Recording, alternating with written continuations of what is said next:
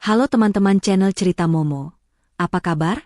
Semoga selalu dalam keadaan baik ya. Siapkan emosi kalian, karena kali ini kita akan menyelami sebuah kisah yang penuh intrik dan pengkhianatan. Sebuah cerita yang akan membuat kalian merinding dan bertanya-tanya, apakah kejahatan benar-benar bisa tersembunyi di balik senyuman?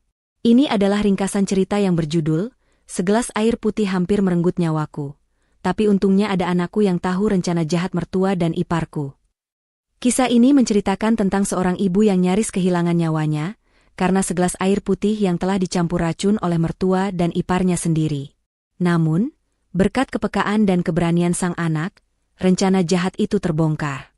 Saksikan bagaimana sang ibu berjuang membongkar kebenaran di balik semua pengkhianatan ini. Jangan lupa untuk like, subscribe, dan nyalakan loncengnya agar tidak ketinggalan kelanjutan kisah yang seru ini. Dan jangan lupa juga tinggalkan komentar dengan nama dan kota asal kalian, serta ketik, hadir, ya. Suara lonceng pintu berdenting lembut, mengiringi senyuman hangat Aisyah saat ia membuka pintu utama rumahnya yang megah.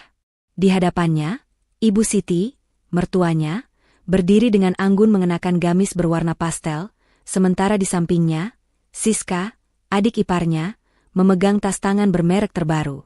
Keduanya membalas senyuman Aisyah dengan raut wajah yang tampak tulus. Aisyah, menantu ibu yang paling cantik, sapa Ibu Siti, suaranya terdengar lembut seperti balutan sutra. Ia memeluk Aisyah dengan erat, seolah-olah mereka adalah ibu dan anak kandung yang lama tak bertemu. Maaf ya, ibu dan Siska datang tanpa mengabari dulu. Kami kangen sekali denganmu. Aisyah membalas pelukan itu dengan penuh kasih. Tidak apa-apa, Bu. Justru Aisyah senang ibu dan Siska datang. Ayo, silakan masuk.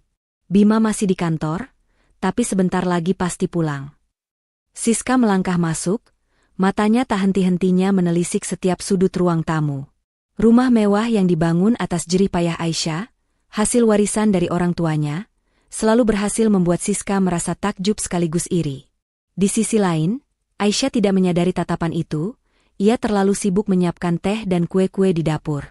Wah, rumahmu semakin indah saja, Kak Aisyah, puji Siska dengan nada yang dibuat-buat ramah. Namun, di dalam hatinya, ia bergumam penuh dengki. Kira-kira berapa ya harga sofa ini? Pasti mahal sekali. Enak ya jadi Kak Aisyah, tinggal ongkang-ongkang kaki, uang datang sendiri. Ibu Siti mengamati putrinya yang tampak tertegun. Ia menyentuh lengan Siska dan berbisik pelan, sudah ibu bilang, jangan terlalu kentara. Ingat tujuan kita kemari. Siska mengangguk, lalu mengubah ekspresinya menjadi lebih ceria. Ia duduk di sofa bludru, mengeluarkan ponselnya, dan mulai berfoto-foto seolah-olah ingin memamerkan kemewahan itu di media sosial. Di dapur, Aisyah menyiapkan teh hangat dengan aroma melati yang menenangkan. Luna, putrinya yang berusia 7 tahun, menghampirinya dengan langkah riang. Mama, Nenek dan Tante Siska datang, tanyanya dengan mata berbinar. Iya, sayang, jawab Aisyah sambil mengelus rambut Luna. Luna temani nenek ya, Mama mau ambilkan kue kesukaan mereka. Luna mengangguk patuh dan segera berlari menuju ruang tamu. Ia memeluk Ibu Siti dan Siska dengan polos, tak menyadari adanya niat jahat yang tersembunyi di balik senyuman mereka. Luna anak nenek yang paling pintar, puji Ibu Siti, mencium pipi Luna. Nenek bawakan coklat banyak sekali untuk Luna. Luna tersenyum lebar. Terima kasih, Nenek. Luna sayang Nenek. Siska, yang melihat pemandangan itu, merasa geli sendiri. Akting ibu luar biasa, bisiknya pelan. Kasihan anak itu, tidak tahu apa yang akan terjadi dengan ibunya. Ibu Siti melotot ke arah Siska, memberi isyarat agar Siska diam. Di saat yang sama, Aisyah datang membawa nampan berisi teh dan aneka kue. Silakan, Bu, Siska, ucap Aisyah. Mari kita nikmati sore ini. Mereka mengobrol dengan akrab, seolah-olah tidak ada rahasia atau niat buruk yang tersembunyi. Aisyah bercerita tentang rencana liburan keluarga ke Bali, sementara Ibu Siti dan Siska tampak antusias mendengarkan. Wah, seru sekali. Pasti tiketnya mahal, ya? Tanya Siska, memancing. Aisyah tertawa kecil. Tidak terlalu kok, Siska. Yang penting bisa menghabiskan waktu bersama Bima dan Luna. Ibu Siti mengamati cincin berlian yang melingkar di jari Aisyah. Cincin itu adalah pemberian almarhum ayahnya, yang nilainya sangat fantastis. Hati Ibu Siti kembali dipenuhi rasa iri. Ia merasa tidak adil. Kenapa semua kekayaan ini jatuh ke tangan Aisyah, menantunya, bukan kepada anaknya sendiri, Bima, atau Siska? Aisyah, ibu dengar kamu baru saja membeli aset tanah di pusat kota? Tanya Ibu Siti, mencoba menahan suaranya agar tidak terdengar serakah. Aisyah mengangguk. Iya, Bu. Bima yang mengurus semua. Bima bilang, aset itu investasi yang bagus untuk masa depan Luna. Siska mendengus pelan, nyaris tak terdengar. Untuk masa depan Luna, atau untuk masa depan kalian berdua? Bisiknya pada Ibu Siti. Ibu Siti menyentuh tangan Aisyah dengan lembut. Kamu beruntung sekali punya suami seperti Bima. Dia bekerja keras demi kalian. Aisyah tersenyum. Aisyah juga beruntung punya ibu dan Siska. Kalian sangat menyayangi Aisyah dan Luna. Ibu Siti dan Siska saling bertukar pandang. Senyuman yang mereka berikan kepada Aisyah seolah menjadi topeng yang sempurna. Di balik tatapan penuh kasih itu, tersimpan rencana jahat yang perlahan-lahan mulai mereka susun. Mereka bertekad, cepat atau lambat, mereka akan menguasai semua yang dimiliki Aisyah. Malam harinya, Bima pulang. Ia terkejut melihat Ibu Siti dan Siska berada di rumah. Ibu, Siska, kok tidak bilang-bilang mau datang? Sapa Bima, mencium tangan ibunya. Surprise, sayang, jawab Ibu Siti, memeluk putranya. Ibu dan Siska hanya ingin menengok Aisyah dan Luna. Ibu lihat, mereka bahagia sekali. Bima tersenyum bangga. Tentu saja, Bu. Aisyah yang membuat rumah ini menjadi tempat paling nyaman di dunia. Dia istri terbaik yang pernah ada. Pujian Bima membuat Ibu Siti dan Siska merasa semakin jengkel. Mereka merasa Bima terlalu dimanjakan oleh Aisyah. Mereka beranggapan, Bima adalah anak yang polos, yang tidak menyadari bahwa ia telah diperbudak oleh kekayaan Aisyah. Bima, ibu mau bicara sebentar. 4 mata, bisik Ibu Siti. Bima mengikuti ibunya ke sudut ruangan yang lebih sepi. Siska tetap berada di ruang tamu, memperhatikan Aisyah yang sedang membantu Luna mengerjakan PR. Ada apa, Bu? Tanya Bima. Kamu lihat, Bima, Aisyah itu semakin berkuasa. Semua aset atas namanya. Kamu tidak sadar, dia hanya ingin menguasai semua harta warisannya sendiri. Provokasi Ibu Siti. Bima terkejut. Ibu, apa yang ibu bicarakan? Aisyah tidak seperti itu. Dia sangat mencintaiku dan Luna. Cinta? Harta? Bima. Harta yang dia cintai. Semua aset yang kamu bilang milik Luna, sebenarnya atas nama Aisyah. Kalau sampai terjadi sesuatu dengan kalian, ibu yakin, dia akan menguasai semuanya, kata Ibu Siti, meyakinkan putranya. Bima terdiam. Tiba-tiba, ia teringat sebuah percakapan dengan Aisyah beberapa waktu lalu. Aisyah memang pernah mengatakan bahwa semua aset yang mereka beli atas namanya, sebagai bentuk keamanan. Bima saat itu menganggapnya wajar, namun ucapan ibunya membuat ia ragu. Lalu ibu mau aku bagaimana? Tanya Bima, wajahnya terlihat bingung. Kamu harus mengambil alih semua aset itu, Bima. Demi masa depanmu dan Luna. Ibu tidak ingin kamu hidup susah nantinya jika dia meninggalkanmu, jawab Ibu Siti. Bima tidak setuju dengan ide ibunya. Ia sangat mencintai Aisyah. Ia yakin, Aisyah tidak memiliki niat buruk sama sekali. Namun, ia tidak berani membantah ibunya. Malam itu, Ibu Siti dan Siska menginap di rumah Aisyah. Mereka menempati kamar tamu yang mewah. Setelah Aisyah dan Bima masuk ke kamar mereka, Ibu Siti dan Siska berbisik-bisik di kamar. Ibu, Bima sepertinya tidak mau mendengar kata-kata ibu, kata Siska. Tenang saja, Siska. Pelan-pelan ibu akan cuci otaknya. Kita akan lakukan rencana kita. Mulai besok, kita akan membuat Aisyah percaya bahwa kita sangat menyayanginya. Kita akan menjadi keluarga yang sempurna di matanya. Sampai tiba waktunya, dia tidak akan menyangka apa yang akan kita lakukan. Bisik Ibu Siti, suaranya dipenuhi niat jahat. Rencana mereka adalah membuat Aisyah lengah, menidurkan kecurigaan Aisyah. Mereka akan menampilkan sosok ibu dan adik ipar yang sempurna, yang begitu menyayangi Aisyah dan Luna. Mereka akan mencari celah, momen yang tepat, untuk melancarkan niat busuk mereka. Rencana ini tidak hanya akan mengancam harta benda Aisyah, tetapi juga keselamatannya. Mereka tidak segan-segan untuk menyingkirkannya, agar semua kekayaan yang seharusnya menjadi milik Bima, bisa mereka kuasai. Pagi itu, mentari bersinar cerah, namun di dalam kamar tamu rumah mewah Aisyah, suasana terasa suram dan penuh bisikan. Ibu Siti dan Siska duduk berhadapan di sofa, secangkir teh dan sarapan mewah dari Aisyah terhidang di meja, namun tak sedikit pun mereka sentuh.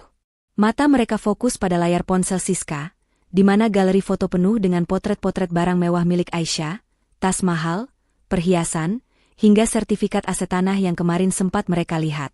"Lihat, Bu," bisik Siska, jarinya menggeser-geser foto di layar. "Tas Hermes ini harganya bisa buat beli mobil."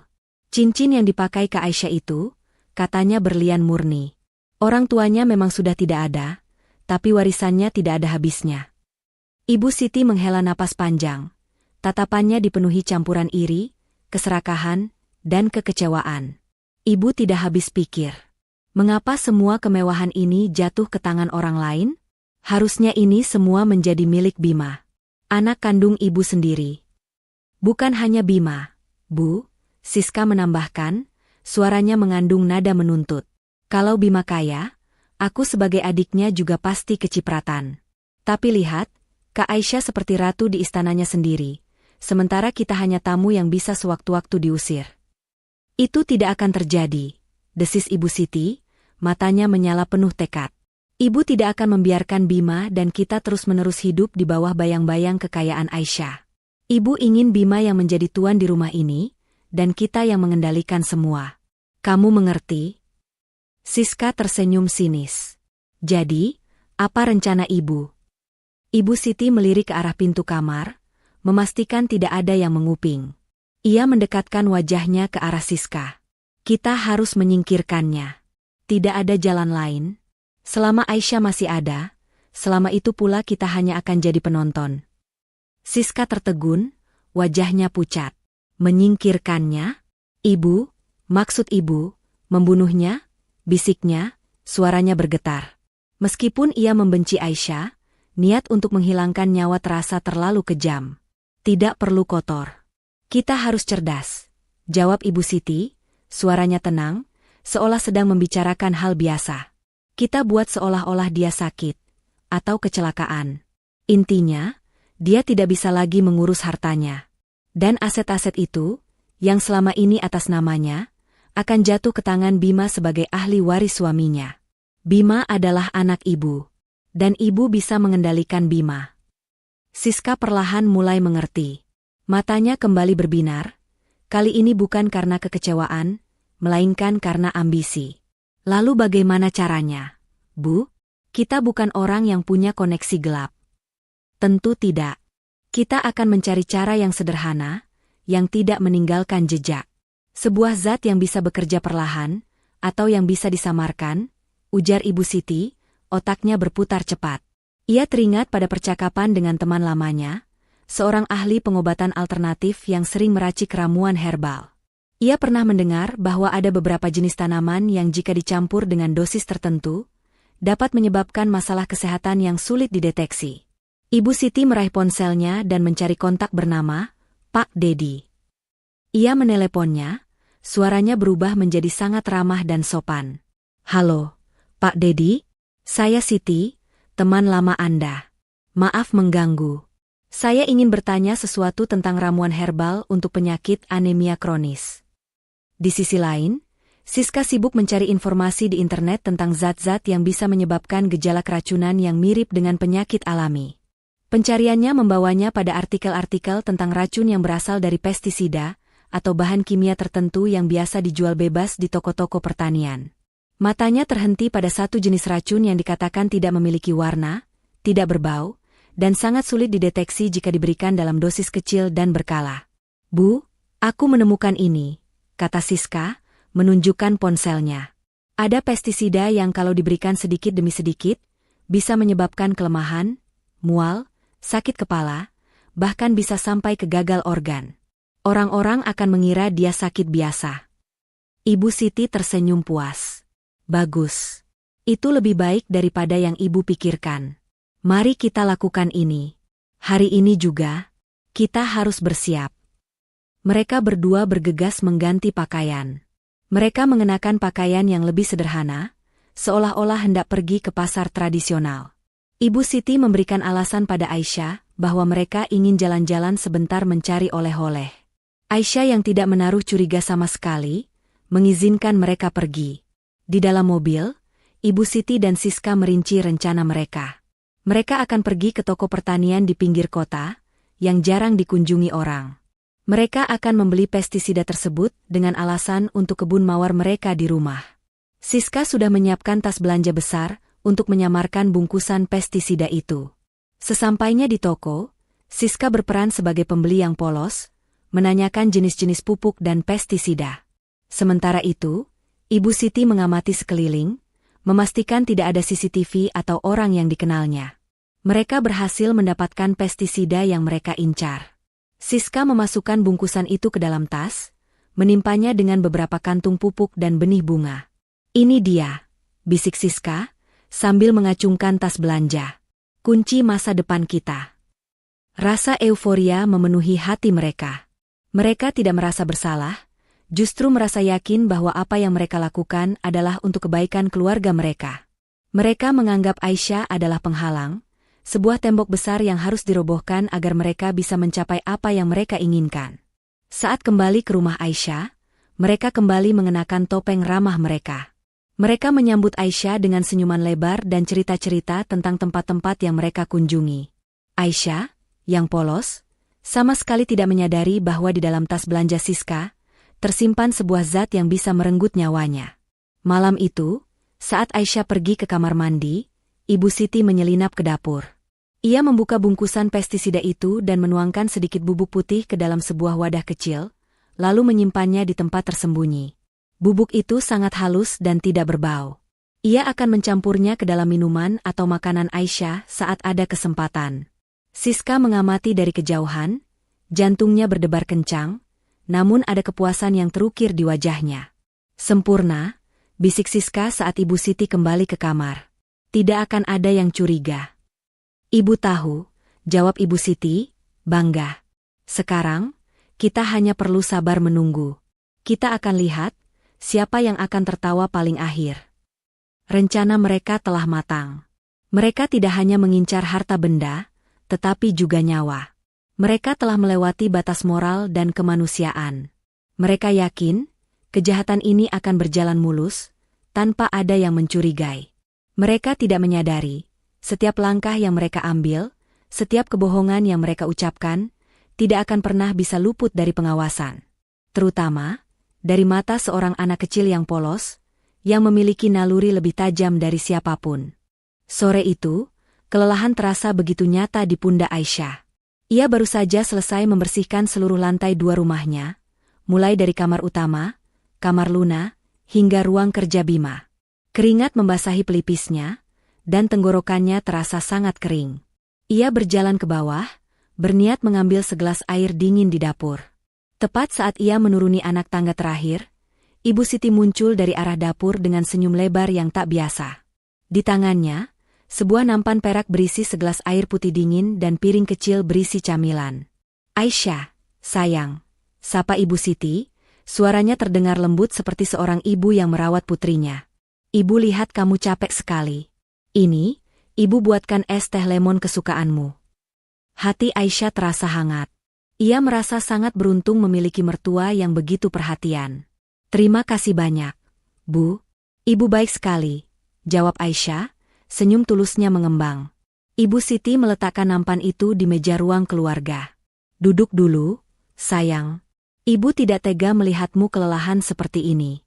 Biar nanti ibu yang bantu bereskan, ucapnya sambil mengusap lembut punggung Aisyah. Aisyah duduk di sofa, merasa tersentuh oleh perhatian Ibu Siti.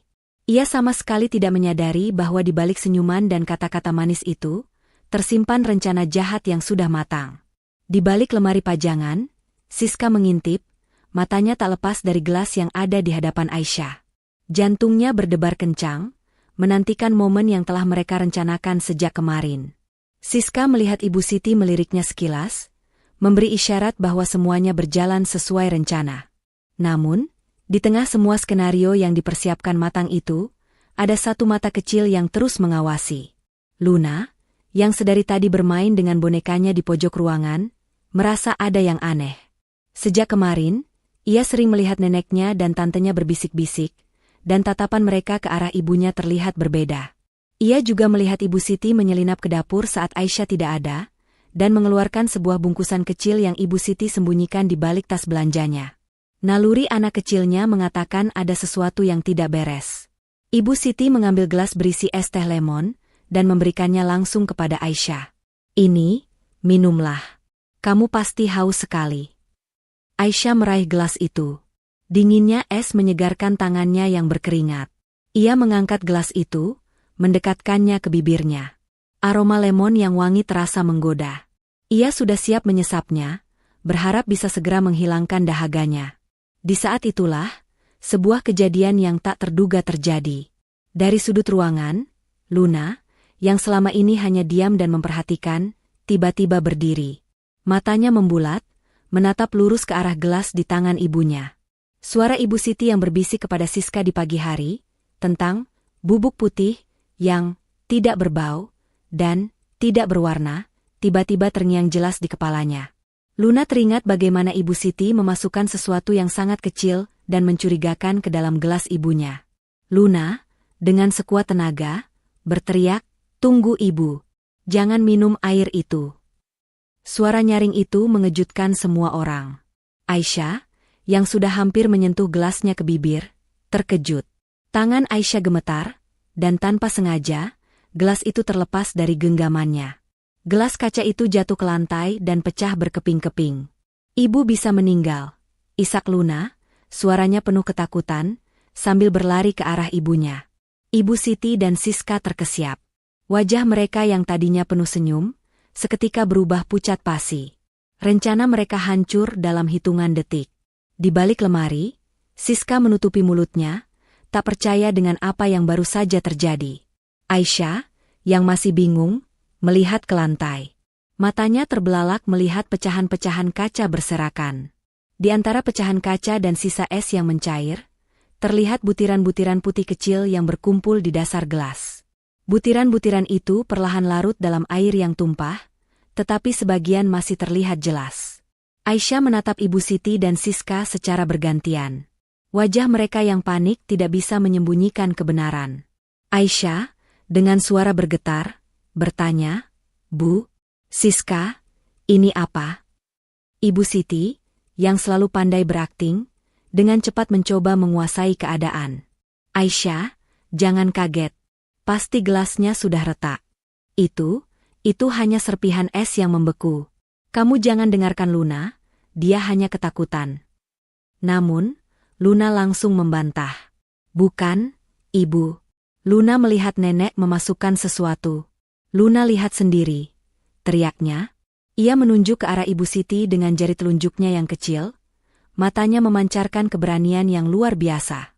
Aisyah menatap putrinya, lalu kembali menatap butiran bubuk di lantai. Ia meraih salah satu pecahan kaca dan mencium aromanya. Tidak ada aroma yang aneh, tidak ada bau lemon yang menyengat. Hati Aisyah mencelos. Ia tidak bodoh. Ia tahu apa yang sedang terjadi. Kehangatan yang selama ini ia rasakan dari Ibu Siti dan Siska hanyalah sebuah kepalsuan. Pada saat itu juga, Bima pulang. Ia masuk ke dalam rumah dan mendapati suasana yang tegang. Ia melihat pecahan kaca di lantai, wajah Aisyah yang pucat pasi, serta Ibu Siti dan Siska yang terlihat sangat panik. "Ada apa ini?" tanya Bima, suaranya penuh kebingungan. Luna langsung berlari ke arah ayahnya, memeluk kakinya. "Ayah, nenek dan tante Siska mau meracuni ibu." Kata-kata Luna seperti sambaran petir bagi Bima. Ia menatap ibunya dengan tatapan tidak percaya. "Bu, apa yang Luna katakan ini benar?" Ibu Siti tidak bisa menjawab. Ia hanya bisa menunduk, tak berani menatap mata putranya. Di belakangnya, Siska pura-pura sibuk mengumpulkan pecahan kaca, mencoba menyamarkan ketegangan yang ada. Aisyah, yang masih terkejut, mencoba menenangkan diri. Ia menatap Bima dengan mata berkaca-kaca. Ia tidak tahu harus merasa sedih, marah, atau kecewa. Orang-orang yang selama ini ia anggap sebagai keluarga, ternyata berniat merenggut nyawanya. Semua karena harta yang ia miliki. Detik-detik yang menegangkan itu terasa bagai keabadian. Kebenaran yang pahit terungkap begitu saja, di depan mata mereka semua. Aisyah, yang nyaris kehilangan nyawanya, kini menyadari bahwa ia telah hidup di tengah-tengah pengkhianatan yang paling mengerikan. Dan penyelamatnya adalah putrinya sendiri, Luna, yang dengan nalurinya yang polos, berhasil menggagalkan rencana jahat yang paling licik. Keheningan yang mencekam menggantung di ruang keluarga. Bima menatap bingung antara Aisyah yang terpukul, Ibu Siti dan Siska yang panik, dan Luna yang masih memeluk kakinya. Pecahan kaca dan genangan air yang mengering di lantai, menjadi saksi bisu dari detik-detik mengerikan yang baru saja berlalu. Bima tahu, ada sesuatu yang sangat tidak beres. Luna, sayang, Bima berlutut, menyejajarkan matanya dengan putrinya. Coba ceritakan pelan-pelan kepada ayah. Apa yang sebenarnya terjadi? Luna mendongak, matanya yang bening menatap dalam ke mata ayahnya. Ayah, tadi nenek mau kasih air itu ke ibu. Suaranya bergetar, namun ia berusaha keras untuk tetap berani. Tapi Luna lihat nenek masukin bubuk putih dari botol kecil. Wajah Bima langsung memucat. Ia menoleh ke arah ibunya. Bu, ini benar? Ibu Siti, dengan ekspresi terluka yang dibuat-buat, langsung menyela. Tidak, Bima, Luna hanya anak kecil, dia pasti salah lihat. Itu tidak benar. Ibu hanya ingin memberikan es teh untuk istrimu, dia pasti salah mengira serpihan es atau gula sebagai bubuk. Siska mengangguk setuju dengan tergesa-gesa. Iya, Kak Bima. Mungkin Luna melihat ibu memasukkan es dari dispenser, jadi dikira bubuk. Anak kecil kan imajinasinya tinggi. Aisyah bangkit berdiri. Emosinya bergejolak. Ia tidak bisa lagi menahan amarahnya. Ibu, Siska, kalian tidak perlu berbohong lagi. Luna tidak berhalusinasi. Lihat ini. Aisyah menunjuk ke arah pecahan gelas, di mana masih ada sedikit bubuk putih yang terlihat jelas. Jelas-jelas ini bubuk, bukan es, bukan gula. Rasanya juga tidak manis. Ibu Siti dan Siska saling melirik, mata mereka dipenuhi rasa kesal. Rencana mereka yang disusun rapi, hancur hanya karena seorang anak kecil. Mereka tidak menyangka, Luna memiliki mata setajam itu. Di balik kelegaan karena nyawa Aisyah selamat, ada kekesalan yang amat besar karena mereka gagal. Mereka bersembunyi di balik pintu dapur, mengintip drama yang sedang terjadi di ruang tamu. Luna, yang merasa bersalah karena membuat ibunya sedih, kembali berbicara. Ayah, Luna tidak salah lihat. Luna janji. Tadi pas ibu ke kamar mandi, nenek sama tante bisik-bisik. Terus tante Siska bilang ke nenek, ayo, Bu, sekarang kesempatannya. Terus nenek ambil botol kecil itu, yang warnanya hijau, terus masukin bubuknya ke dalam gelas ibu. Bima menatap Luna dengan mata penuh tanya. Kamu yakin melihatnya, Nak? Iya, Ayah. Luna yakin. Terus, habis itu nenek dan tante cepat-cepat sembunyi di balik pintu dapur. Mereka mengintip. Pas Luna teriak, mereka langsung kaget. Luna lihat wajah nenek sama tante jadi pucat. Cerita Luna dengan polos, namun detail yang disampaikannya sangat akurat. Siska yang mendengar cerita Luna dari balik pintu, mendesah frustrasi. Sial, anak ini melihat semuanya, bisiknya kepada Ibu Siti. Ibu Siti terlihat sangat marah. Ia keluar dari persembunyiannya dan melangkah ke arah Luna. Luna, cukup. Kamu jangan mengada-ngada. Nenek tidak pernah melakukan itu. Ibu Siti berusaha membantah, namun suaranya terdengar cemas. Bima segera berdiri di depan putrinya, melindungi Luna dari kemarahan ibunya. Bu, cukup.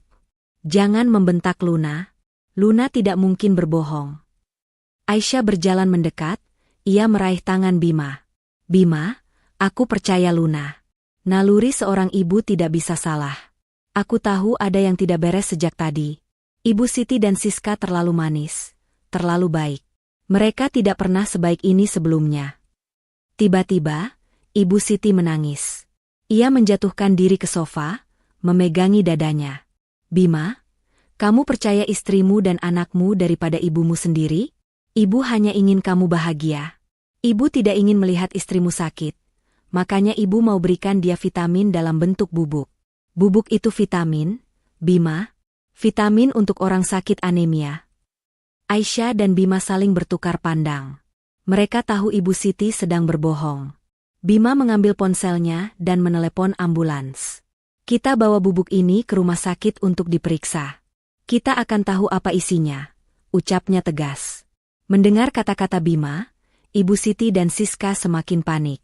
Siska mencoba merebut ponsel Bima, tapi Bima menepisnya. Siska, jangan sentuh aku, teriak Bima. Ia benar-benar marah. Kalian berdua, duduk di sana. Jangan kemana-mana sampai ambulans datang. Ibu Siti yang merasa terpojok, akhirnya berhenti menangis. Ia menatap Bima dengan mata penuh kebencian. Kamu lebih memilih istrimu daripada ibumu? Kamu akan menyesal, Bima. Kamu akan tahu siapa yang sebenarnya peduli padamu. Aisyah memegang tangan Bima dengan erat. Bima, jangan dengarkan mereka. Kita harus tahu apa yang sebenarnya mereka rencanakan. Sementara itu, Luna memeluk Aisyah, wajahnya disembunyikan di balik pelukan hangat sang ibu. Ia masih ketakutan, namun ia juga merasa bangga karena ia berhasil menyelamatkan ibunya. Tak lama kemudian, suara sirine ambulans terdengar dari kejauhan. Bima mengambil pecahan kaca berisi bubuk itu dan membungkusnya dengan hati-hati. Ia bertekad untuk mengungkap kebenaran. Apapun itu. Di sisi lain, Ibu Siti dan Siska hanya bisa pasrah. Mereka tahu, kebohongan mereka akan segera terbongkar. Mereka tidak akan bisa lari dari fakta bahwa mereka telah mencoba membunuh Aisyah. Meskipun saat ini mereka terpojok, mereka tidak menyerah. Mereka akan mencari cara lain untuk membalikan fakta, mencari celah untuk melarikan diri dari konsekuensi perbuatan mereka. Namun, mereka tidak menyadari bahwa setiap kebohongan yang mereka coba tutupi akan semakin memperjelas niat jahat mereka di mata Bima dan Aisyah. Sirine ambulans semakin mendekat, menciptakan suasana tegang yang mencekam di rumah mewah itu. Bima memegang erat kantung plastik berisi pecahan gelas dan bubuk putih yang berhasil ia kumpulkan. Aisyah duduk di sofa, memeluk Luna yang masih gemetar. Ibu Siti dan Siska terdiam, menatap kosong ke arah pintu, raut wajah mereka menunjukkan perpaduan antara kepanikan dan kekesalan. Mereka tahu, tamat sudah riwayat kebohongan mereka. Aisyah, tetap di sini, ucap Bima, suaranya dingin dan tegas. Ia menyerahkan Luna kepada Aisyah, lalu berjalan menuju pintu. Aku akan ikut dengan petugas medis. Aku akan pastikan bubuk ini diperiksa di laboratorium. Bima, jangan. Itu hanya vitamin. Sayang. Ibu mohon, jangan perbesar masalah ini. Seru Ibu Siti, suaranya serak. Ia mencoba bangkit, namun tubuhnya terasa lemas.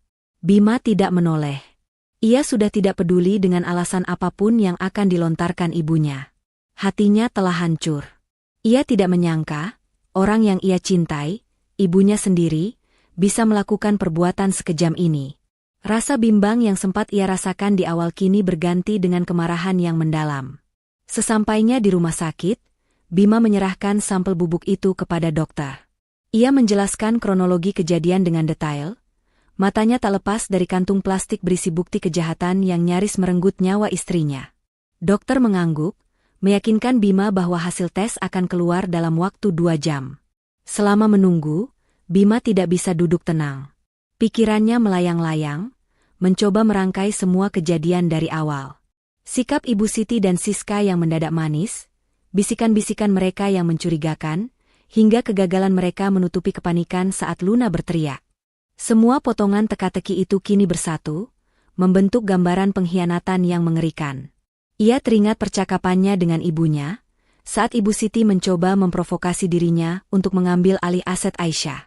Bima saat itu menepisnya sebagai bentuk kasih sayang Ibu Siti yang berlebihan. Namun, kini ia sadar, itu bukanlah kasih sayang, melainkan hasutan yang beracun, bagian dari rencana besar untuk menjatuhkan Aisyah. Kembali di rumah, Aisyah berusaha menenangkan Luna. Luna, sayang, Ibu baik-baik saja, nak. Terima kasih, karena kamu sudah menyelamatkan ibu, ucap Aisyah, mengecup kening putrinya. Luna takut, Bu. Luna takut ibu pergi, isak Luna. Aisyah memeluk putrinya dengan erat. Ibu tidak akan pergi, sayang. Ibu akan selalu ada untuk Luna. Di sisi lain, Ibu Siti dan Siska berada di kamar tamu, saling menyalahkan. Ini semua salahmu. Kenapa kamu tidak memastikan anak itu sudah pergi? Bentak Ibu Siti. Ibu yang salah.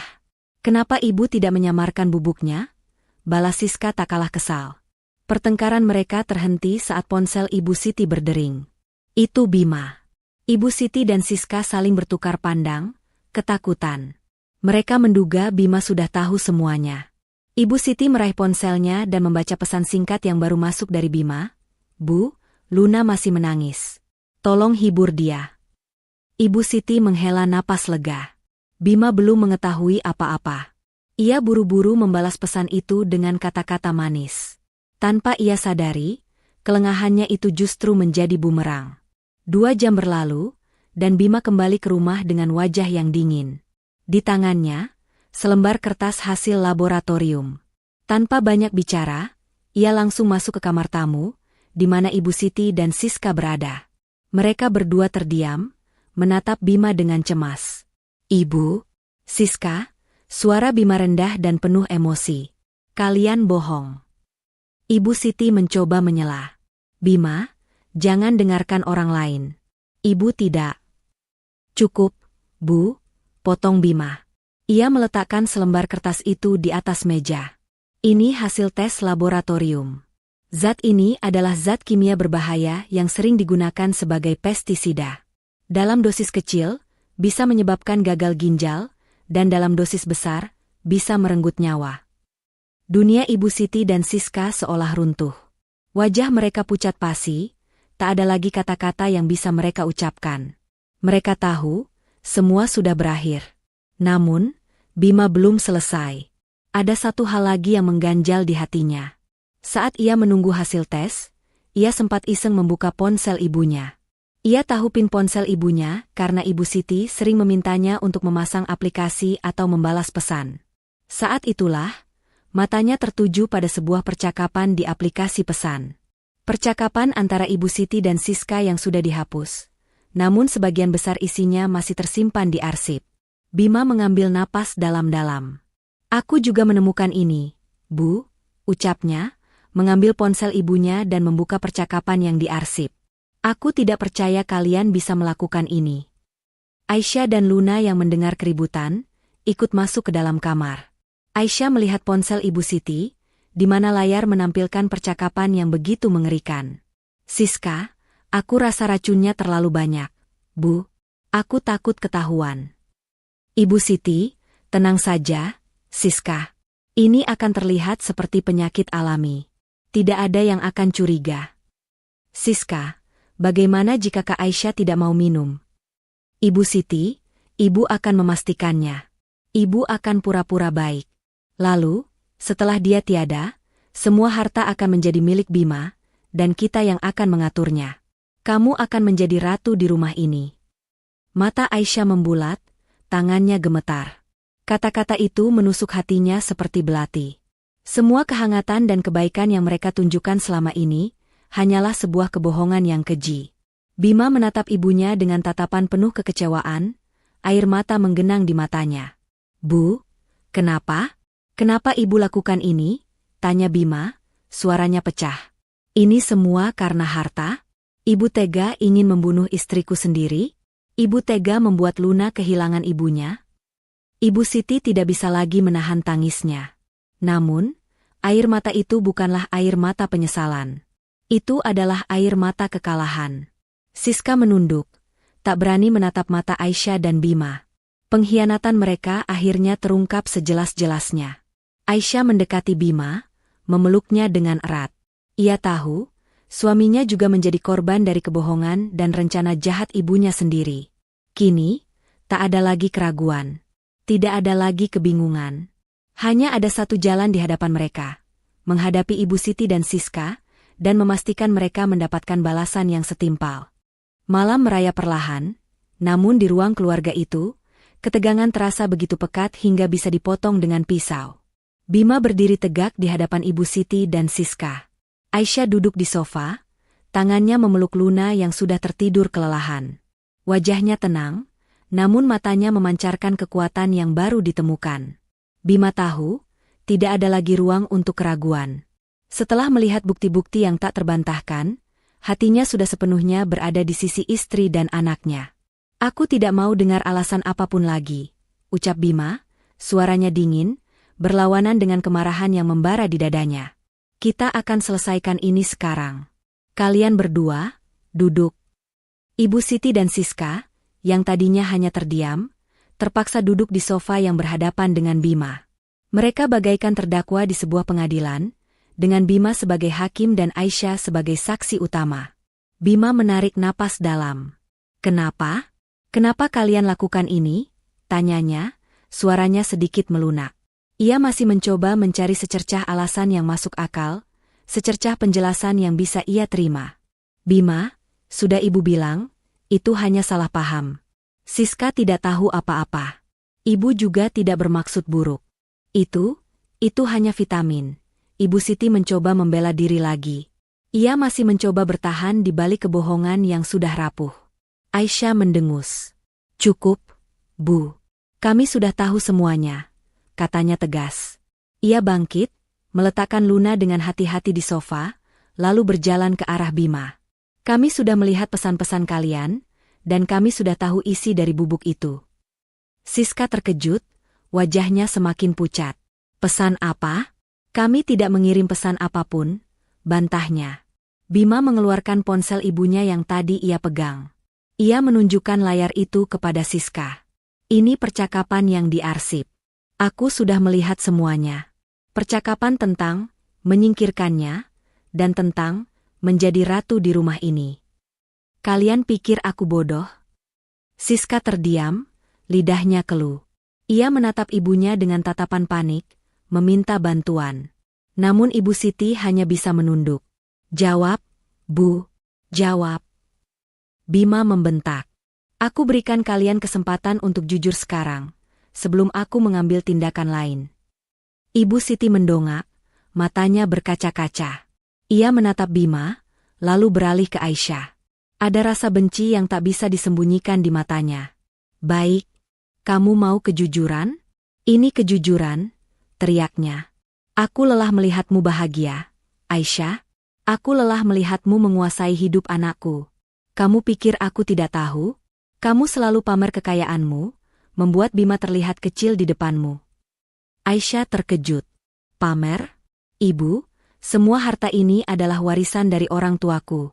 Aku bekerja keras untuk menjaganya, dan Bima adalah pasanganku. Kami membangun ini semua bersama. Bersama? Apa yang kamu tahu tentang bersama?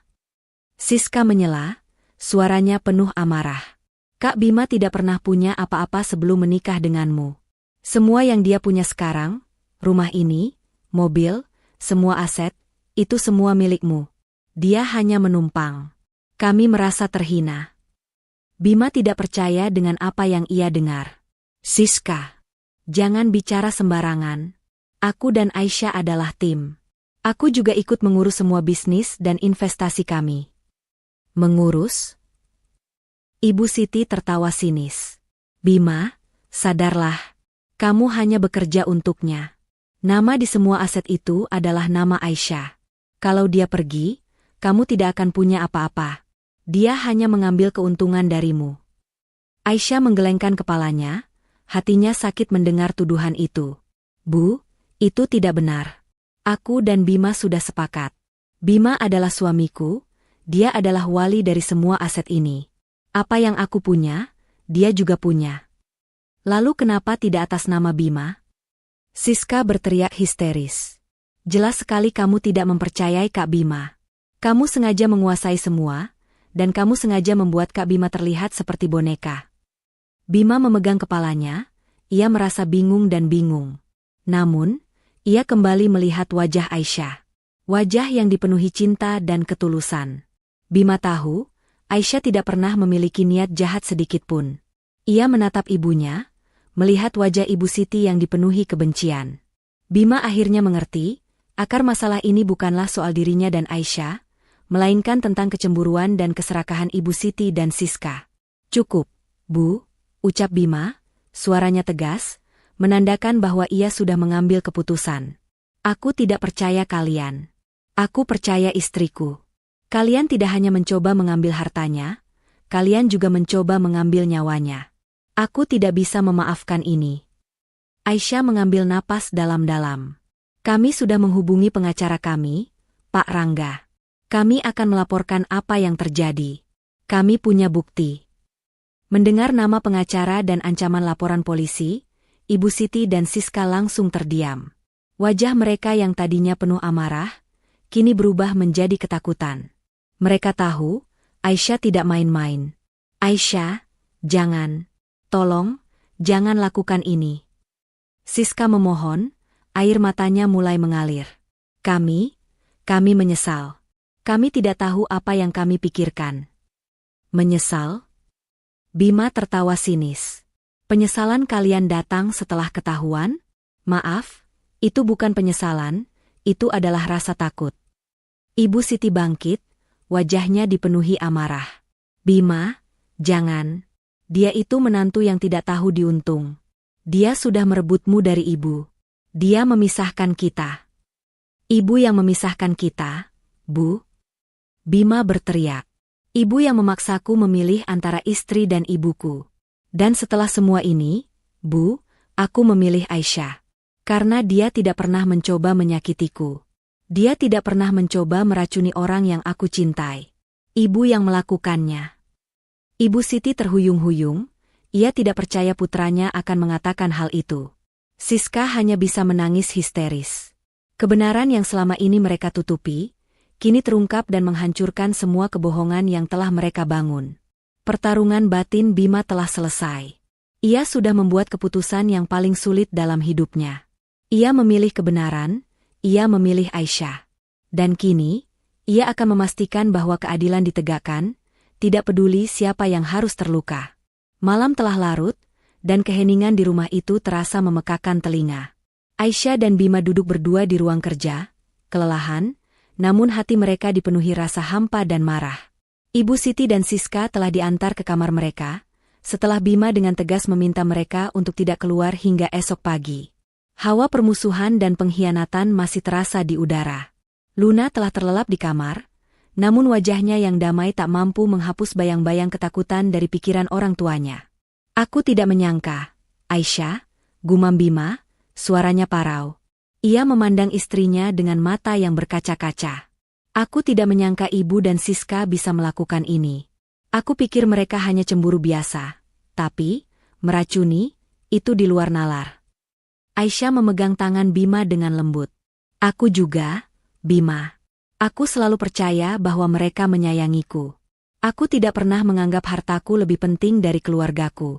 Tapi mereka memang menginginkan hartaku." Kini, setelah semua kebenaran terungkap, Bima dan Aisyah menyadari bahwa akar dari semua masalah ini bukanlah cinta, melainkan keserakahan yang sudah terpendam sejak lama. Bima melihat kembali masa lalu, saat ia baru menikah dengan Aisyah. Ia ingat, ayahnya dulu adalah seorang pengusaha sukses yang mendirikan perusahaan besar. Namun setelah ayahnya meninggal, ibunya dan Siska salah mengelola perusahaan itu, hingga akhirnya bangkrut. Sementara Aisyah berasal dari keluarga pengusaha yang sama makmurnya, namun keluarganya memilih untuk mewariskan harta dalam bentuk aset dan properti. Bima teringat saat ia dan Aisyah pertama kali membeli rumah mewah ini. Ibu Siti dan Siska datang berkunjung, dan reaksi mereka sama sekali tidak normal. Ibu Siti memuji-muji keindahan rumah itu, sementara Siska mengambil foto-foto dari setiap sudut. Namun di balik pujian itu, Bima kini tahu ada tatapan iri yang tak bisa disembunyikan. Saat kita membeli villa di puncak, ibu juga langsung bertanya, "Apa kalian tidak takut kemalingan? Lebih baik kalian jual saja, lalu belikan ibu perhiasan." Kenang Bima, suaranya dipenuhi penyesalan. "Aku pikir itu hanya candaan. Ternyata, dia memang serius." Di kamar tamu, Ibu Siti dan Siska masih terjaga. Mereka duduk di tempat tidur, saling menatap dengan mata kosong. Rencana mereka hancur berkeping-keping, dan kini mereka menghadapi kenyataan pahit, mereka akan dihukum. Seharusnya kita lebih berhati-hati, bisik Siska, suaranya dipenuhi rasa takut. Seharusnya kita tidak melakukan itu di depan anak kecil. Anak itu memang sial, bentak Ibu Siti, emosinya meledak. Ia melempar bantal ke lantai. Andai saja dia tidak melihat. Andai saja dia tidak berteriak. Andai saja kita tidak melakukan ini. Bu, sahut Siska, air matanya mengalir. Aku tidak tahu harus bagaimana sekarang. Kak Bima tidak akan memaafkan kita. Ibu Siti terdiam. Ia memejamkan mata, pikirannya kembali ke masa lalu. Ia teringat saat-saat terakhirnya bersama mendiang suaminya. Sebelum meninggal, suaminya pernah berpesan padanya, Siti, jaga anak kita, Bima dan Siska. Tapi kamu harus ingat, harta tidak bisa menjamin kebahagiaan. Jangan sampai kamu menjadi budak harta. Ibu Siti dulu menganggap pesan itu angin lalu. Setelah kepergian suaminya, ia dan Siska merasa hidup mereka hampa tanpa kemewahan. Mereka mencoba berbagai bisnis, namun selalu gagal. Mereka mulai terlilit hutang. Tepat pada saat itu, Bima bertemu dengan Aisyah. Pertemuan itu seperti keajaiban, namun juga kutukan. Awalnya, Ibu Siti dan Siska tidak mempermasalahkan kekayaan Aisyah. Namun, seiring berjalannya waktu, saat mereka melihat betapa mudahnya Aisyah membeli barang-barang mahal, betapa mudahnya ia menguasai bisnis dan investasi, rasa iri itu tumbuh menjadi kebencian. Mereka mulai beranggapan bahwa Aisyah adalah penyebab penderitaan mereka. Jika saja Bima tidak menikah dengan Aisyah, mungkin Bima akan bekerja lebih keras dan sukses seperti ayah mereka. Mereka lupa bahwa kehancuran finansial keluarga mereka adalah akibat dari kesalahan mereka sendiri, bukan kesalahan Aisyah. Aku sudah lelah, Siska, bisik Ibu Siti. Aku lelah melihatmu dan Bima hidup pas-pasan. Aku hanya ingin kita kembali hidup mewah seperti dulu. Tapi ini bukan caranya, Bu. Siska menangis terseduh-seduh. Kita sudah melewati batas. Kita mencoba membunuh orang yang tidak bersalah. Dia tidak bersalah. Dia yang membuat kita merasa miskin. Dia yang membuat Bima bertekuk lutut di hadapannya. Ibu Siti membela diri, emosinya memuncak. Ia tahu ia salah, namun ia terlalu sombong untuk mengakui kekalahan. Di ruang kerja, Bima memeluk Aisyah. Aku minta maaf, sayang. Aku tidak tahu kalau ibu dan Siska benar-benar serakah. Aku pikir mereka hanya bercanda. Seandainya aku tahu dari awal. Aisyah menggelengkan kepalanya. Ini bukan salahmu, Bima. Kamu hanya tidak menyadari niat jahat mereka. Mereka sangat pintar menyembunyikan kebenaran di balik senyuman. Kita harus bersyukur, Luna berhasil menyelamatkanku. Aisyah mengambil sebuah map dari laci meja. Di dalamnya, ada beberapa dokumen penting. Ini semua aset yang aku punya, Bima, ucap Aisyah. Rumah ini, villa, tanah di pusat kota, deposito, saham, semua atas namaku. Orang tuaku sengaja melakukannya, karena mereka tidak ingin aku menjadi korban dari niat jahat orang lain. Bima mengambil map itu dan membacanya. Ia melihat angka-angka yang sangat besar. Ia merasa malu, karena ia sempat meragukan istrinya. Mereka benar, ucap Bima pelan. Semua ini atas namamu. Aku tidak punya apa-apa. Bima, jangan bicara begitu. Aisyah menangkup wajah suaminya. Kamu adalah suamiku. Apa yang aku punya, itu juga punya kita. Aku tidak pernah membedakan. Aku tidak pernah ingin mengambil keuntungan darimu. Aku mencintaimu, Bima, bukan hartamu. Air mata Bima menetes. Ia memeluk Aisyah dengan erat. Aku bodoh, Aisyah. Aku bodoh karena sempat meragukanmu. Maafkan aku. Aisyah membalas pelukan itu. Aku sudah memaafkanmu, Bima. Sekarang, kita harus menghadapi ini. Kita tidak bisa diam saja. Mereka mencoba membunuhku. Kita harus bertindak. Bima mengangguk. Ya. Kita akan hubungi Pak Rangga besok pagi. Kita akan serahkan semua bukti yang kita punya. Ibu dan Siska harus mendapatkan balasan yang setimpal atas perbuatan mereka. Malam itu, keputusan sudah bulat. Di tengah-tengah kehancuran hubungan keluarga, mereka berdua menemukan kekuatan baru. Mereka akan melawan, tidak hanya demi diri mereka sendiri, tetapi juga demi masa depan Luna.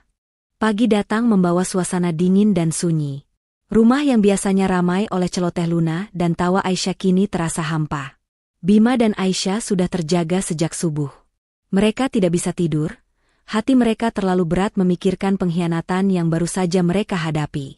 Di kamar tamu, Ibu Siti dan Siska masih terkurung. Mereka hanya bisa mengintip dari jendela, merasa cemas dan gelisah, menantikan hukuman yang akan datang. Aisyah duduk di meja makan, memutar-mutar cangkir tehnya. Tatapannya kosong, pikirannya melayang-layang. Bima berjalan mendekat, meletakkan tangannya di pundak Aisyah. "Kamu sudah siap?" tanya Bima, suaranya lembut, penuh dukungan. Aisyah mengangguk, matanya menatap tajam. "Aku harus siap, Bima. Mereka sudah melewati batas. Ini bukan lagi soal keluarga, tapi soal keadilan dan keselamatan Luna." Mereka berdua berjalan menuju ruang kerja, tempat di mana mereka menyimpan semua bukti. Aisyah mengambil ponselnya dan menelepon Pak Rangga, pengacara keluarga yang selama ini mengurus aset-aset mereka. "Halo, Pak Rangga," sapa Aisyah, suaranya terdengar tegar. "Maaf mengganggu, ada hal sangat penting yang harus saya bicarakan. Saya membutuhkan bantuan Bapak secepatnya." Dari balik telepon, suara Pak Rangga terdengar serius. "Ada apa, Bu Aisyah? Apa ini tentang aset Bapak Bima yang ingin dibalik nama?" "Bukan, Pak. Ini lebih serius dari itu," jawab Aisyah. "Saya akan kirimkan semua buktinya sekarang. Saya mohon Bapak datang ke rumah kami secepatnya." Setelah menutup telepon, Aisyah membuka aplikasi pesan di ponsel Ibu Siti, lalu mengirim semua percakapan yang diarsip kepada Pak Rangga. Bima mengambil laptop, lalu membuka folder rekaman CCTV. Rumah mewah itu dilengkapi dengan kamera di setiap sudut ruangan, sebuah langkah antisipasi dari Aisyah setelah ia dan Bima beberapa kali menjadi korban pencurian data bisnis. Aisyah tidak pernah menyangka bahwa kamera-kamera itu akan menjadi penyelamat nyawanya sendiri. Dengan tangan gemetar, Bima memutar rekaman. Mereka berdua menonton dalam diam, hati mereka bergetar. Layar menunjukkan adegan yang mengerikan. Ibu Siti mengendap-endap ke dapur, tangannya mengambil sebuah botol kecil, lalu memasukkan isinya ke dalam gelas. Di sisi lain, Siska terlihat mengintip, memberi isyarat aman kepada ibunya. Rekaman itu bahkan menunjukkan ekspresi jahat dan kepuasan di wajah mereka. Detik berikutnya, mereka melihat momen krusial saat Aisyah hampir meminum air beracun itu. Kemudian, muncul sosok Luna yang berlari, berteriak histeris, dan menumpahkan gelas itu. Rekaman itu membeku saat wajah Ibu Siti dan Siska terlihat panik. Lalu mereka kembali ke persembunyian mereka di balik pintu. "Lengkap sudah," gumam Bima, suaranya dipenuhi amarah. "Mereka tidak akan bisa membantah lagi." Aisyah mematikan layar laptop. Air mata mengalir di pipinya. "Aku tidak tahu harus merasa sedih atau lega. Sedih karena orang yang aku anggap keluarga ternyata sangat membenciku, atau lega karena aku berhasil selamat." Bima memeluk Aisyah. "Kamu kuat, sayang. Kamu sangat kuat." Tak lama kemudian, Pak Rangga datang. Ia adalah seorang pengacara parubaya yang tenang dan bijaksana. Aisyah dan Bima mengajaknya masuk, lalu mereka duduk di ruang kerja. Pak Rangga melihat rekaman CCTV itu, dan ekspresi di wajahnya berubah drastis. Ia tidak menyangka, kasus yang ia kira hanya sengketa keluarga biasa, ternyata adalah percobaan pembunuhan. Ini serius, Bu Aisyah, Pak Bima," ucap Pak Rangga, suaranya bergetar. "Dengan rekaman ini, pesan-pesan yang ada di ponsel, dan hasil laboratorium yang membuktikan zat itu adalah racun, kita punya kasus yang sangat kuat. Kita bisa menuntut mereka atas percobaan pembunuhan berencana." Aisyah mengangguk. "Itu yang kami inginkan, Pak. Kami ingin mereka bertanggung jawab atas perbuatan mereka." Pak Rangga mulai menjelaskan prosedur hukum yang akan mereka hadapi. Ia menyarankan agar Aisyah dan Bima segera melaporkan kejadian ini ke polisi, dan ia akan menyiapkan semua dokumen yang diperlukan. Ia juga menyarankan untuk meminta perintah pengadilan agar Ibu Siti dan Siska segera meninggalkan rumah. Setelah Pak Rangga pergi, Aisyah dan Bima sepakat untuk melaksanakan rencana itu. Mereka berjalan menuju kamar tamu. Aisyah mengetuk pintu. Tak ada jawaban. Aisyah membuka pintu dan melihat Ibu Siti dan Siska duduk di tempat tidur. Tampak sangat ketakutan. Aisyah, Bima, kalian mau apa? Tanya Ibu Siti, suaranya gemetar. Kami sudah tahu semuanya, Bu, ucap Bima. Kami sudah melihat rekaman CCTV. Semua sudah jelas. Ibu Siti dan Siska langsung terdiam, tidak bisa lagi membantah. Mereka tahu, rekaman itu adalah bukti yang paling kuat. Aisyah melangkah masuk, tatapannya dingin dan tajam. Kami sudah menghubungi pengacara. Dan kami sudah membuat laporan ke polisi. Kami sudah muak dengan kebohongan kalian. Kalian harus keluar dari rumah ini sekarang juga. Mendengar kata-kata Aisyah, Ibu Siti dan Siska terkejut. Aisyah, tidak. Ini rumah anakku. Kalian tidak bisa mengusir kami, teriak Ibu Siti histeris. Rumah ini milikku, Bu, jawab Aisyah dengan tenang. Semua aset dan properti ini atas namaku. Bapak Bima hanya penanggung jawabnya. Kami tidak akan mengusir Bima, tapi kalian harus pergi. Siska menangis, air matanya membanjiri wajahnya. Aisyah, tolong, beri kami kesempatan. Kami akan meminta maaf. Kami akan berubah. Kesempatan? Bima tertawa sinis. Kalian sudah menghabiskan semua kesempatan kalian. Kalian berusaha mengambil nyawa istriku dan membuat Luna kehilangan ibunya. Apa kalian pikir itu bisa dimaafkan hanya dengan kata-kata maaf?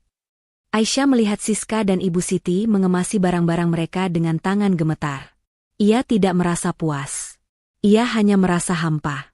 Betapa kejamnya hati manusia, hingga bisa melakukan perbuatan sekeji ini hanya demi harta. Pintu rumah terbuka. Aisyah dan Bima berdiri di ambang pintu, menyaksikan Ibu Siti dan Siska berjalan keluar dengan tas-tas mereka. Mereka menoleh ke belakang, menatap rumah mewah itu dengan tatapan penuh penyesalan. Mereka tidak akan menyangka, di balik kehangatan palsu yang mereka tunjukkan, ada satu sosok yang ternyata lebih kuat dari yang mereka duga. Sosok yang kini bergerak, menuntut keadilan, dan memastikan bahwa tidak ada lagi orang lain yang menjadi korban dari niat jahat mereka. Gerimis tipis mulai turun membasahi jalanan Jakarta yang padat, menambah pilu langkah Ibu Siti dan Siska. Dengan tas berisi beberapa pakaian, mereka berjalan di bawah naungan pohon rindang, menatap rumah mewah yang kini telah menjadi bagian dari masa lalu mereka.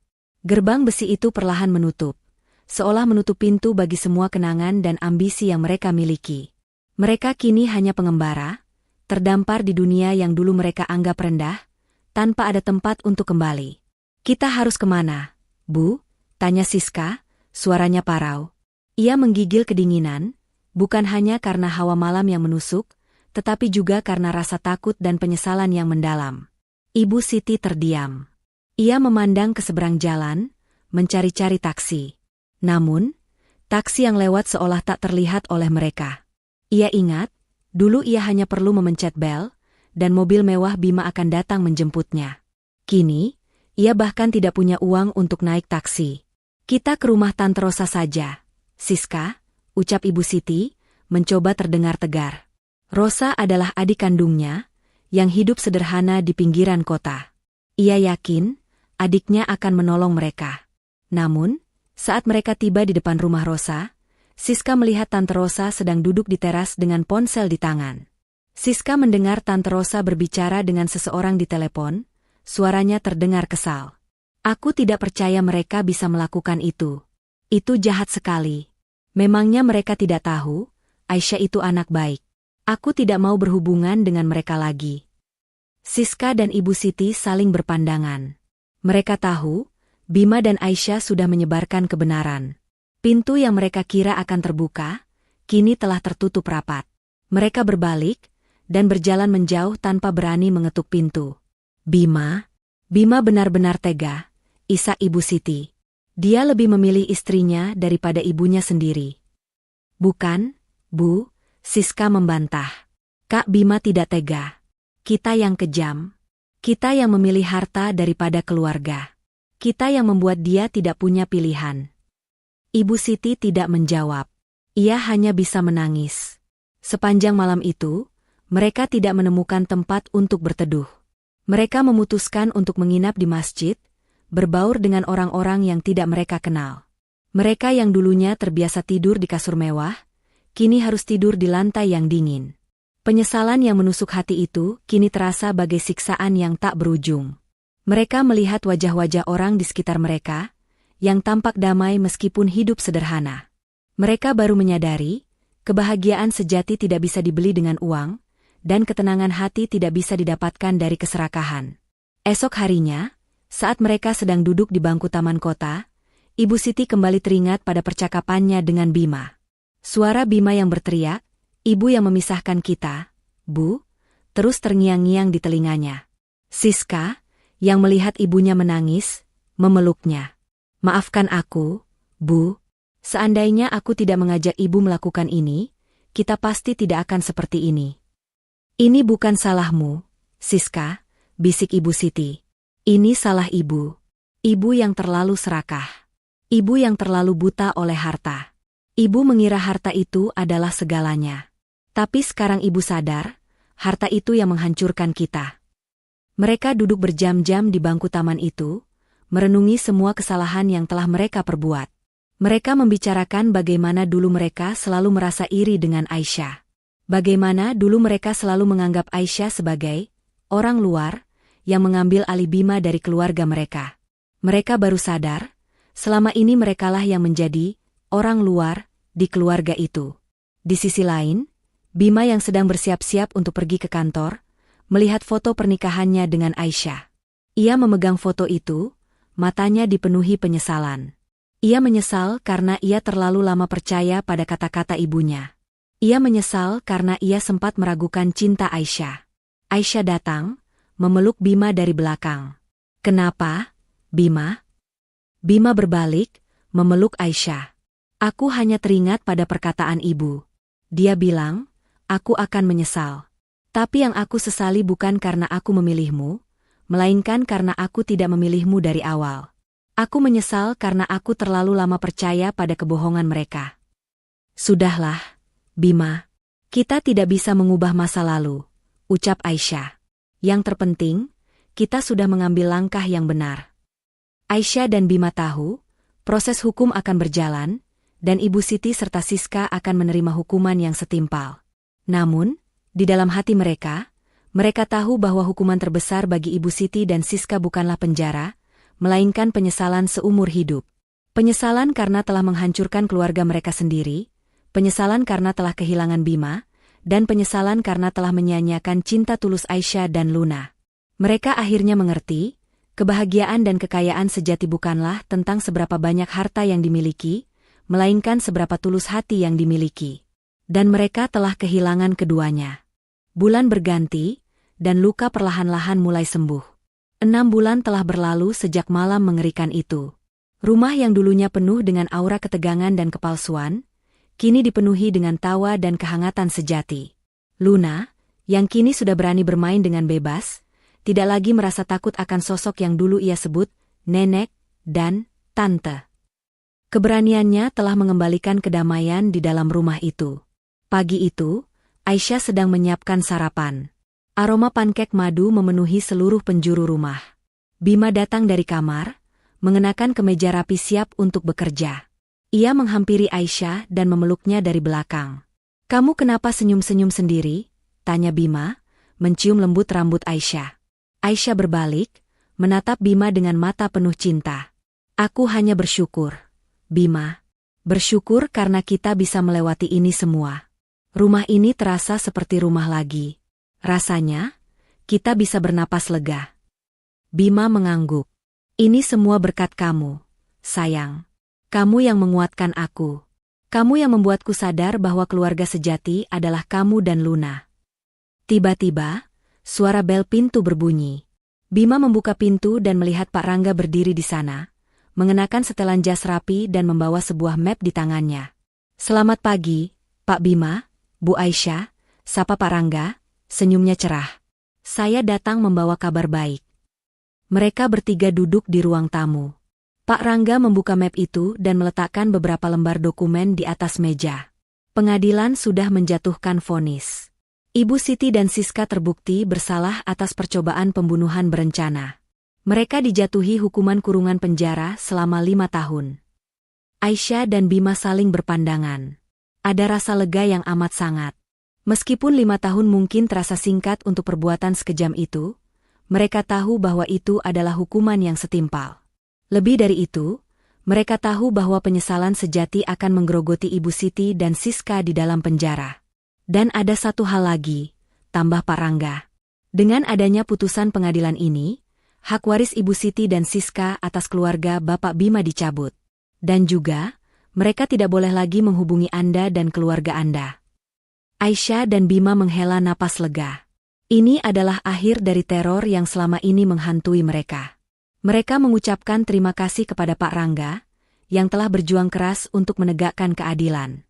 Setelah Pak Rangga pulang, Aisyah dan Bima duduk berdua, memproses semua yang terjadi. Bima memeluk Aisyah. "Kita bebas, sayang," bisiknya. "Kita benar-benar bebas." Beberapa bulan kemudian, kehidupan mereka kembali normal. Luna tumbuh menjadi anak yang cerdas dan ceria. Bima dan Aisyah semakin erat. Mereka tidak lagi berbicara tentang harta dan aset, melainkan tentang masa depan mereka. Mereka berdua menyadari bahwa cinta dan kebersamaan jauh lebih berharga daripada semua kekayaan di dunia. Aisyah memutuskan untuk kembali aktif di bisnisnya. Ia mendirikan sebuah yayasan untuk membantu anak-anak yang menjadi korban kekerasan dalam rumah tangga. Ia ingin menginspirasi orang lain bahwa kejahatan tidak akan pernah menang, dan bahwa kebaikan akan selalu menemukan jalannya. Suatu sore, saat Aisyah sedang bermain di taman bersama Luna, ia melihat sebuah mobil usang berhenti di pinggir jalan. Dari dalam mobil itu, Ibu Siti dan Siska keluar. Wajah mereka terlihat kuyu, pakaian mereka sederhana. Mereka baru saja dibebaskan dari penjara. Mereka melihat Aisyah dan Luna dari kejauhan. Siska meneteskan air mata. "Bu, lihat. Kak Aisyah bahagia sekali. Kita telah kehilangan segalanya." Ibu Siti tidak menjawab. Matanya menatap Luna, cucu yang hampir ia bunuh. Hatinya terasa sakit, bukan karena ia kehilangan harta, melainkan karena ia telah kehilangan cinta dan kasih sayang. Penjara telah memberikan mereka waktu untuk merenung, dan mereka akhirnya menyadari betapa bodoh dan serakahnya mereka dulu. Ibu Siti dan Siska berjalan mendekat. Aisyah melihat mereka, hatinya berdebar. Ia memegang erat tangan Luna, bersiap untuk segala kemungkinan. "Aisyah," panggil Ibu Siti, suaranya parau. Kami ingin meminta maaf. Kami tahu, kata maaf tidak akan bisa mengembalikan apa yang telah kami lakukan. Kami menyesal." Siska menangis, memohon ampun. "Kami sangat menyesal, Kak Aisyah. Kami bodoh. Kami terlalu serakah." Aisyah terdiam. Hatinya masih terluka, namun ia melihat ketulusan di mata mereka. Ia tahu, permintaan maaf mereka kali ini bukan lagi karena takut, melainkan karena penyesalan yang sesungguhnya. Aisyah mengambil napas dalam-dalam. "Aku sudah memaafkan kalian. Tapi, aku tidak bisa melupakan. Kalian mencoba mengambil nyawaku. Kalian hampir membuat Luna kehilangan ibunya. Aku harap, kalian mendapatkan pelajaran berharga dari semua ini." Ibu Siti dan Siska tidak berani meminta lebih. Mereka tahu, memaafkan adalah satu hal, tetapi memulihkan hubungan adalah hal lain. Mereka mengangguk, lalu berbalik, dan berjalan pergi, membawa penyesalan itu di sisa hidup mereka. Aisyah kembali ke rumah. Bima melihat air mata di matanya. "Kenapa, sayang? Apa mereka datang?" Aisyah mengangguk. "Mereka datang. Mereka meminta maaf." "Lalu?" tanya Bima, cemas. Aisyah tersenyum, senyum yang tulus. "Aku memaafkan mereka. Tapi aku tidak akan pernah melupakan. Dan yang terpenting, aku tidak akan pernah membiarkan orang lain menyakiti keluargaku lagi." Malam itu, mereka duduk berdua di teras. Bima memeluk Aisyah. Aisyah memeluk Luna yang tertidur di pangkuannya. Mereka menyaksikan bintang-bintang yang berkelap-kelip di langit. Mereka tahu, perjalanan mereka masih panjang, tetapi mereka tidak lagi takut. Mereka telah melewati badai terberat dalam hidup mereka, dan mereka berhasil melewatinya bersama. Kisah tentang segelas air putih yang hampir merenggut nyawa Aisyah kini menjadi kenangan pahit yang mengubah mereka menjadi lebih kuat. Mereka menjadi bukti nyata bahwa cinta dan keluarga adalah harta yang tak ternilai, dan bahwa niat jahat, pada akhirnya, akan selalu kalah dari ketulusan dan kebenaran. Bulan berganti, dan luka perlahan-lahan mulai sembuh. 6 bulan telah berlalu sejak malam mengerikan itu. Rumah yang dulunya penuh dengan aura ketegangan dan kepalsuan, kini dipenuhi dengan tawa dan kehangatan sejati. Luna, yang kini sudah berani bermain dengan bebas, tidak lagi merasa takut akan sosok yang dulu ia sebut nenek dan tante. Keberaniannya telah mengembalikan kedamaian di dalam rumah itu. Pagi itu, Aisyah sedang menyiapkan sarapan. Aroma pankek madu memenuhi seluruh penjuru rumah. Bima datang dari kamar, mengenakan kemeja rapi siap untuk bekerja. Ia menghampiri Aisyah dan memeluknya dari belakang. "Kamu kenapa senyum-senyum sendiri?" tanya Bima, mencium lembut rambut Aisyah. Aisyah berbalik, menatap Bima dengan mata penuh cinta. "Aku hanya bersyukur, Bima. Bersyukur karena kita bisa melewati ini semua. Rumah ini terasa seperti rumah lagi. Rasanya, kita bisa bernapas lega." Bima mengangguk. "Ini semua berkat kamu, sayang. Kamu yang menguatkan aku. Kamu yang membuatku sadar bahwa keluarga sejati adalah kamu dan Luna." Tiba-tiba, suara bel pintu berbunyi. Bima membuka pintu dan melihat Pak Rangga berdiri di sana, mengenakan setelan jas rapi dan membawa sebuah map di tangannya. "Selamat pagi, Pak Bima, Bu Aisyah," sapa Pak Rangga, senyumnya cerah. "Saya datang membawa kabar baik." Mereka bertiga duduk di ruang tamu. Pak Rangga membuka map itu dan meletakkan beberapa lembar dokumen di atas meja. Pengadilan sudah menjatuhkan vonis. Ibu Siti dan Siska terbukti bersalah atas percobaan pembunuhan berencana.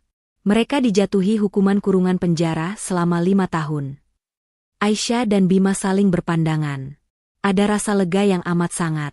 Meskipun 5 tahun mungkin terasa singkat untuk perbuatan sekejam itu, mereka tahu bahwa itu adalah hukuman yang setimpal.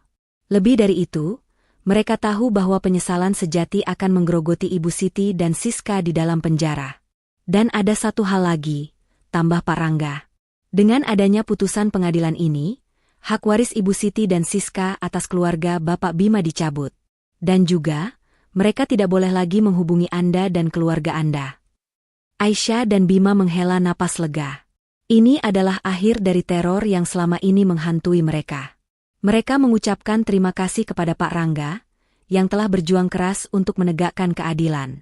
Setelah Pak Rangga pulang, Aisyah dan Bima duduk berdua, memproses semua yang terjadi. Bima memeluk Aisyah. "Kita bebas, sayang," bisiknya. "Kita benar-benar bebas." Beberapa bulan kemudian, kehidupan mereka kembali normal. Luna tumbuh menjadi anak yang cerdas dan ceria. Bima dan Aisyah semakin erat. Mereka tidak lagi berbicara tentang harta dan aset, melainkan tentang masa depan mereka. Mereka berdua menyadari bahwa cinta dan kebersamaan jauh lebih berharga daripada semua kekayaan di dunia. Aisyah memutuskan untuk kembali aktif di bisnisnya. Ia mendirikan sebuah yayasan untuk membantu anak-anak yang menjadi korban kekerasan dalam rumah tangga. Ia ingin menginspirasi orang lain bahwa kejahatan tidak akan pernah menang, dan bahwa kebaikan akan selalu menemukan jalannya. Suatu sore, saat Aisyah sedang bermain di taman bersama Luna, ia melihat sebuah mobil usang berhenti di pinggir jalan. Dari dalam mobil itu, Ibu Siti dan Siska keluar. Wajah mereka terlihat kuyu, pakaian mereka sederhana. Mereka baru saja dibebaskan dari penjara. Mereka melihat Aisyah dan Luna dari kejauhan. Siska meneteskan air mata. "Bu, lihat. Kak Aisyah bahagia sekali. Kita telah kehilangan segalanya." Ibu Siti tidak menjawab. Matanya menatap Luna, cucu yang hampir ia bunuh. Hatinya terasa sakit, bukan karena ia kehilangan harta, melainkan karena ia telah kehilangan cinta dan kasih sayang. Penjara telah memberikan mereka waktu untuk merenung, dan mereka akhirnya menyadari betapa bodoh dan serakahnya mereka dulu. Ibu Siti dan Siska berjalan mendekat. Aisyah melihat mereka, hatinya berdebar. Ia memegang erat tangan Luna, bersiap untuk segala kemungkinan. "Aisyah," panggil Ibu Siti, suaranya parau. Kami Kami ingin meminta maaf. Kami tahu, kata maaf tidak akan bisa mengembalikan apa yang telah kami lakukan. Kami menyesal. Siska menangis, memohon ampun. Kami sangat menyesal, Kak Aisyah. Kami bodoh. Kami terlalu serakah. Aisyah terdiam. Hatinya masih terluka, namun ia melihat ketulusan di mata mereka. Ia tahu, permintaan maaf mereka kali ini bukan lagi karena takut, melainkan karena penyesalan yang sesungguhnya. Aisyah mengambil napas dalam-dalam. Aku sudah memaafkan kalian. Tapi, aku tidak bisa melupakan. Kalian mencoba mengambil nyawaku. Kalian hampir membuat Luna kehilangan ibunya. Aku harap, kalian mendapatkan pelajaran berharga dari semua ini. Ibu Siti dan Siska tidak berani meminta lebih. Mereka tahu, memaafkan adalah satu hal, tetapi memulihkan hubungan adalah hal lain. Mereka mengangguk, lalu berbalik, dan berjalan pergi, membawa penyesalan itu di sisa hidup mereka. Aisyah kembali ke rumah. Bima melihat air mata di matanya. Kenapa? Sayang, apa mereka datang? Aisyah mengangguk. Mereka datang. Mereka meminta maaf. Lalu, tanya Bima, cemas. Aisyah tersenyum, senyum yang tulus. Aku memaafkan mereka. Tapi aku tidak akan pernah melupakan. Dan yang terpenting, aku tidak akan pernah membiarkan orang lain menyakiti keluargaku lagi. Malam itu, mereka duduk berdua di teras. Bima memeluk Aisyah. Aisyah memeluk Luna yang tertidur di pangkuannya. Mereka menyaksikan bintang-bintang yang berkelap-kelip di langit. Mereka tahu, perjalanan mereka masih panjang, tetapi mereka tidak lagi takut.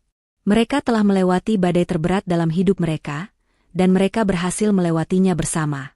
Kisah tentang segelas air putih yang hampir merenggut nyawa Aisyah kini, menjadi kenangan pahit yang mengubah mereka menjadi lebih kuat.